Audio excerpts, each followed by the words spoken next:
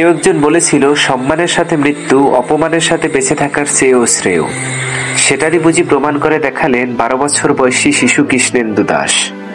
বলছি ভারতের পশ্চিম মেদিনীপুর জেলার পাঁশকুড়ায় ঘটে যাওয়া এক মর্মান্তিক বেদনাদায়ক ঘটনার কথা।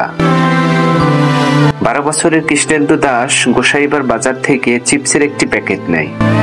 ওই সময় দোকানিকে টাকা দেওয়ার জন্য ডাকলেও সে টের পায়নি। তখন একটি চিপসের প্যাকেট নিয়ে সে চলে আসে। তবে কিছুক্ষণ পর দোকানি শুভঙ্কর দীক্ষিত জানতে পেরে তাকে তাড়া করে জনসম্মুখে চড় মারেন এবং ওঠবস করান। পরে ঘটনাস্থলে কৃষ্ণেন্দুর মা এসে তিনিও ছেলেকে চড় মারেন এবং বকাঝকা করেন। এতে অপমানিত হয়ে কৃষ্ণেন্দু তার মাকে নিয়ে বাড়ি ফিরে নিজের ঘরের দরজা বন্ধ করে দেয়। অনেকক্ষণ দরজা না খোলায় প্রতিবেশীরা দরজা ভেঙে দেখেন ছেলেটি মেঝেতে অচেতন অবস্থায় পড়ে আছে।